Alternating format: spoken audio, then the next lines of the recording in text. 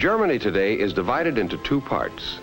What we commonly call West Germany is the group of states united into the Federal Republic of Germany. Flowing through West Germany from Switzerland to the North Sea is the famous Rhine River. Branching off from the Rhine is a tributary named the Ruhr River. And along both banks of this river is a district called the Ruhr also.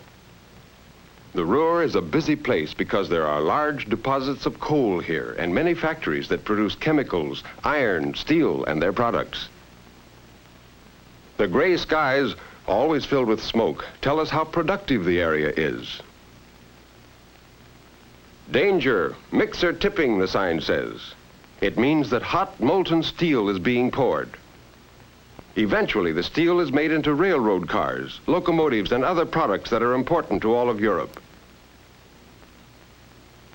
The people in these factories work hard to support themselves and their families at home. In Essen, a large city like our Detroit or Pittsburgh, we are going to meet a family named Müller. They live in an apartment house. Mr. Müller is known in Germany as Herr Müller. Herr Müller gets up at 5:30 in the morning while his 4 children, Rolf, Lisa, Marga, and Gertrude, are still asleep. Father, or Vater, as the German children say, starts breakfast with coffee to be followed by bread, butter, and sausage. Before Mother, or Mutter, sits down to breakfast, she goes to wake the children while her husband reads about the world's happenings in this newspaper published in the Ruhr.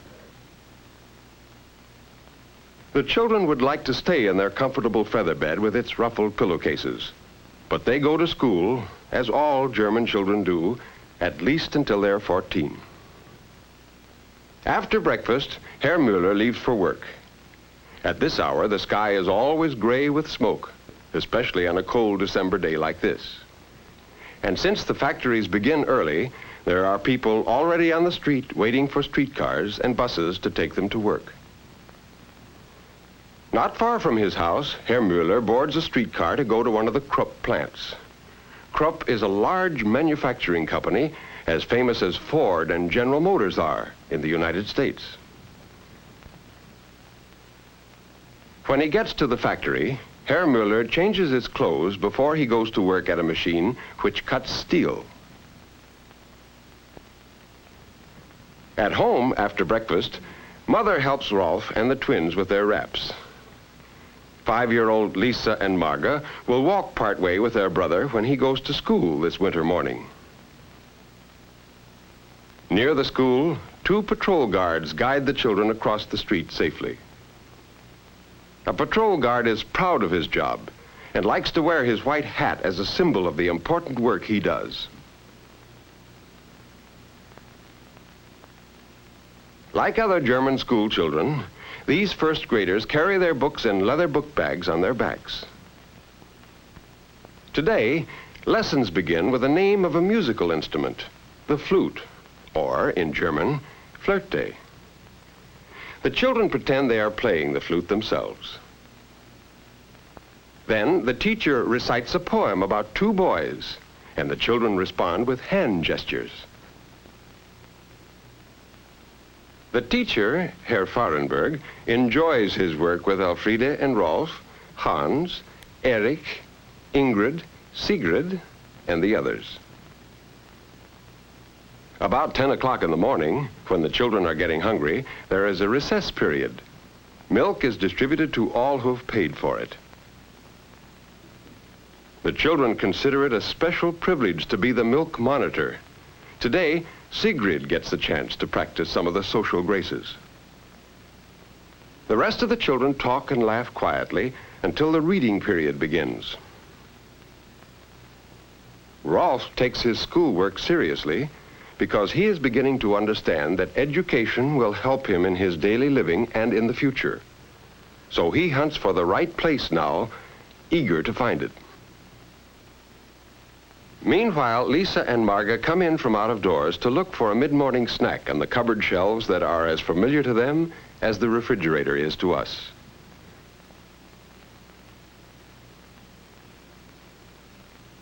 A bit later, it is time for lunch at the Krupp Works, and Father Müller is hungry too. In this clean-looking factory cafeteria, a substantial meal is ready: meat, potatoes, vegetables. The workers do not have a choice of dishes, but the food is appetizing and plentiful. In the dining room, shop workers and office workers eat together. Herr Müller joins some friends who are engineers. They talk about the factory and about questions Herr Müller will ask the representative of the union, to which workers of different crafts in this factory belong. Besides wages and hours of work, Herr Müller is especially interested in the factory's program of instruction for apprentices. Under this program, boys of 14 or 15 are trained in the plant after they have attended a vocational school for 3 years. In this way, they learn their trades thoroughly and get valuable experience. It may be that Rolf Müller will become an apprentice someday, but right now, going with Mother and the twins to the store will occupy the afternoon. From their apartment, the Müllers walk down a cobblestone street, past typically German buildings with plain lines, steeply slanted roofs, and squarish dormer windows. When they've walked a few blocks, they come to a busy section of town where there are German-made cars on the street and many stores. Some of the stores are owned by the factories, but not this one where Mrs. Müller, or Frau Müller as she is called in Germany, selects what she wants among the fresh vegetables and salad greens. Here, paying with German marks and pfennigs, she may purchase by metric weight cookies and other such delicacies, or bananas transported from Central America. Such a modern aspect of life in the Ruhr is in contrast with the fish peddler who cleans your supper before your eyes and gives his surroundings an old-world look. These contrasts between the old ways and the new ones can be seen everywhere in Essen. Here is a building that, in style, looks backward to times gone by. Yet not far away is a church so modern in design that seeing it is like peering into the future. The children living near accept the modern look of this church as readily as they do their newly built houses. They take change for granted, as we do. And just as we do, most of them love to play outdoors. This little girl makes up a game of her own. Older children shout to call their friends as they race across a footbridge in the park or roller skate on the sidewalks of quiet streets out of the way of traffic. They enjoy these hours of active play after school. And even better than the sidewalk are the safe playgrounds. Some of their playground equipment looks different from ours. Do you see what's unusual about this slide? What skills do you think are needed to go down it? Just as we do, these children hope to grow up strong and healthy with families of their own. Do you see the Müller twins here? When they get home, they find Mother preparing for dinner a kind of potato dumpling that is Father's favorite dish. So Marga and Lisa get busy too at their own toy cupboard. This requires close attention, for while they play with dishes and linens, they are learning to be capable, industrious housekeepers like their mother. Good homemaking is the pride of all German women. Frau Müller's neat Chinese stove burns coal, and it works well. She grinds potatoes to make the dumplings, and with them she will serve beef stew, since the family usually has vegetables and fish or meat for dinner. Frau Müller's budget does not allow many frozen vegetables or pre-cooked foodstuffs because such things are not as plentiful as they are here. But she enjoys cooking. Liking for good food, for neatness and cleanliness are characteristic of the German people.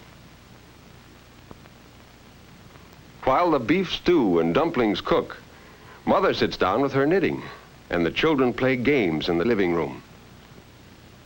For all of them, this is a happy hour. They are hungry, dinner is almost ready, and Father is coming home soon. At gate 14, the end of the day is the same as it is anywhere in the world. Time to go home to family and rest and good food. Father Müller is so pleased to see his favorite dish that he doesn't wait for the rest of dinner before tasting the dumplings. But the family does not linger over dinner, for downtown, the holiday signs and lighted stores beckon the Müllers to come and do their Christmas shopping. What will they find on this familiar street? It is turned into a bright fairyland. The twins do not know about Santa Claus, but look for the angel child called Christkindl, and for a Christmas man they call the Weihnachtsmann. Both, they hope, will bring them presents.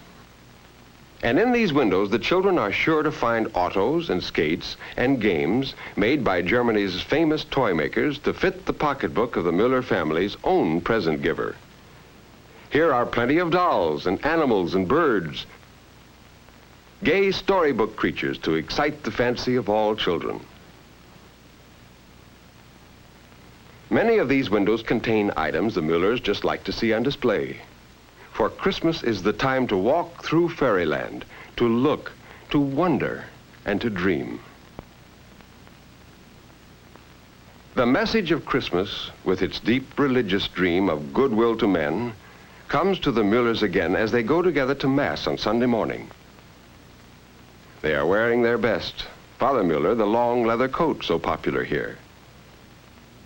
There are equal numbers of Protestant and Catholic worshipers in the whole of the Federal Republic we call West Germany. But in the Ruhr, there are more Catholics than Protestants, and the Müllers go to the Catholic church in their parish.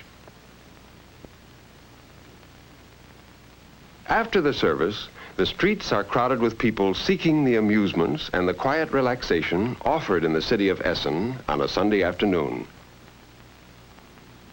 And indeed, it does get quiet. In the suburbs, weekday traffic practically disappears, so that the bicyclists have the roads almost to themselves. But the absence of hustle and bustle does not mean that people are not enjoying their leisure. They often gather in restaurants for social good times and for the sports they like. Here the game is skittles, a kind of bowling. Jumping out of the way of the ball is not part of the game, though it's safer in this amateur contest where the score is higher on laughter than on points. But Sunday afternoon hours still grow long when you are the age of the twins, seeking adventure. There must be some excitement around if you knew just where to look for it.